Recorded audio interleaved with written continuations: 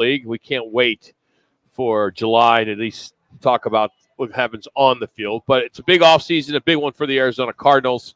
I saw that there's more than $41 million in projected cap space. So Monty Ossenfort should be busy. Howard, how busy will he be? Do you expect the Cardinals to be busy this offseason? Well, they're going to be busy. The question is, to what level will they be busy? And I found it interesting that a lot of stories coming out of a conversation he had where it said he expects to be active in free agency. Well, they were active last year, if you really look at it. I mean, they signed 21 players, including re-signing some, but they signed a lot of new players. The difference was, or the issue was, they only signed guys to 1 or 2 year contracts and for not a whole lot of money. So that becomes the question. Does the activity include trying to hit the jackpot with maybe a couple of guys that you're going to overspend for, but you feel will fit what your team needs, and hopefully younger guys? There's no sense overpaying guys that are 30 years old. That's something that I don't think we'll see. So yeah, I think he will be active. But the flip side of that is it takes two to tango. So you can go after guys and go after this player and that player, but the player has to want to come to Arizona, and obviously you've got to give him a deal that certainly is better than what a lot of other teams are offering. So I think it's going to be very intriguing to see how it all plays out. And it plays out quickly, guys.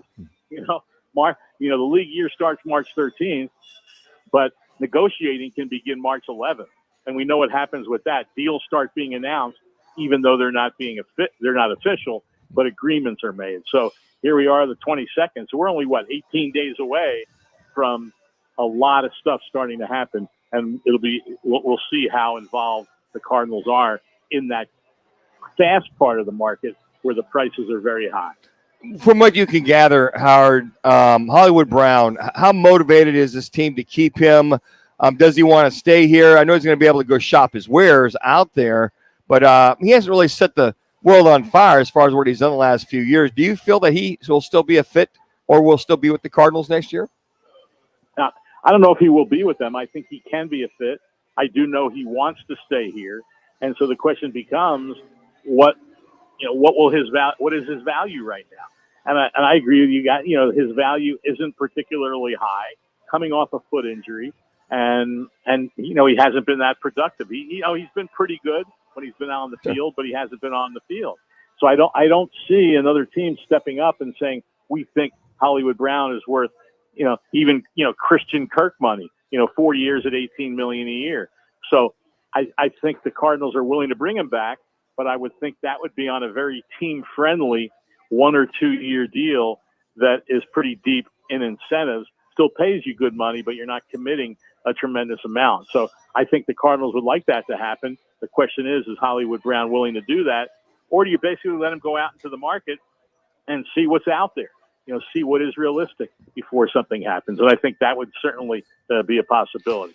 If you could squelch the rumors or talk about Budda Baker, that they would think about maybe letting him go to save some money, whatever. I can't imagine this Cardinals organization with the need of guys that they need, but who knows? I just want to get your thoughts on that, the whole Budda Baker scenario that's out there right now. Yeah, no, I think it's a great question. And you can save money or, save cap money, save real cash, whatever it might be. But, the flip side to that is all that this team has said, Monty Ossenfort, Jonathan Gannon, all they have said is this is the type of guy we want to have in our locker room. And so when you look at what the key is will they try to get a contract extension, or will he just play out this final year of his deal, then become an unrestricted free agent? And what would a contract extension look like for another, let's say, 2 years beyond 2024? So I think they want him back.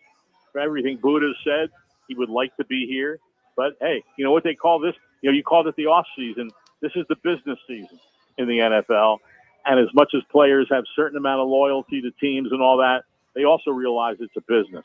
And so we'll see if the Cardinals step up in terms of, to me, if you want him back and you're saying how valuable he is, then you should make it so he's not in the final year of his contract. and we'll see if the Cardinals are willing to step up and do that. And whatever they offer is to Buda Baker's liking. Howard Balzer is our guest on the Right Toyota guest line. Let me go back to the cap money that is available, over $40 million, Howard.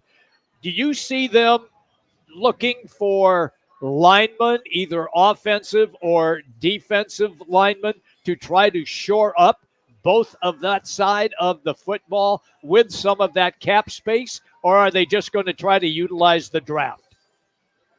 I think mostly it's going to be the draft, Jim. And Monty Ossenford has been clear that that's his philosophy in building a roster, and I think that's a smart way to go.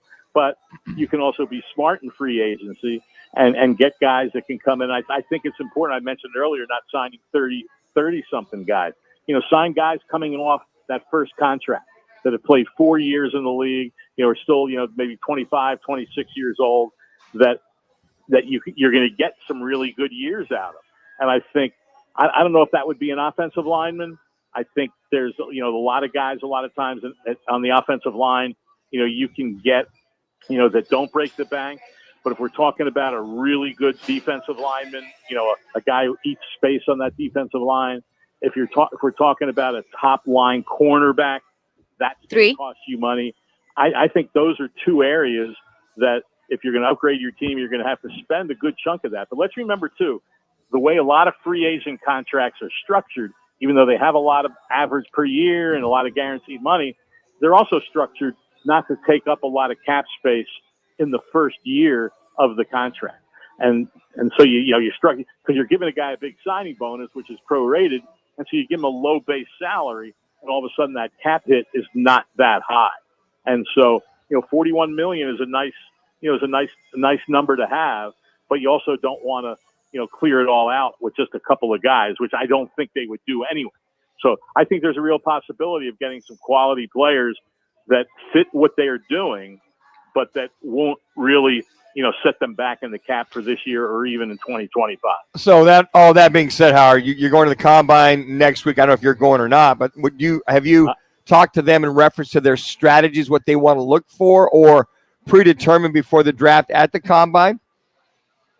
Well, a lot of what they're looking for is predetermined. I mean, you're ranking players at all the positions. Because I mean, let's be real about this. I mean, I've mentioned defensive line, I've mentioned cornerback, obviously wide receiver. Certainly, that you would have to believe that's going to come in the draft. But pass rush, is still something that this team needs. So I think they're and on the offensive line, they're definitely looking at the draft there, and so I think that. They've gone through a lot of the scouting. Obviously, I will be in Indianapolis next week. They're going to be talking to a lot of people, a lot of players in interviews because they have a lot of picks. I mean, right now I think they have 11 draft choices, a lot. Some real good picks in the first 3 rounds. So those are players that you obviously want to come in and help your team, right out of the box. And so, like I said, I think you're going to be looking at a lot of players at different positions.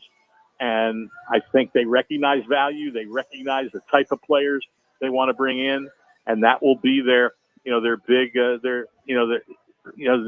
emphasis starting. I mean, it's been going on, but obviously really kicks it to high gear next week at the combine.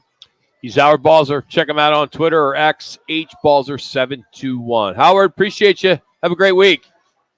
All right, guys, take care. Howard Balzer on Rocket Minutia, Jimmy B on the Right Toyota guest sign. We're out here at Twin Peaks in Scottsdale.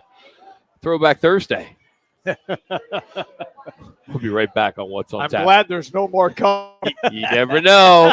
One more segment to go.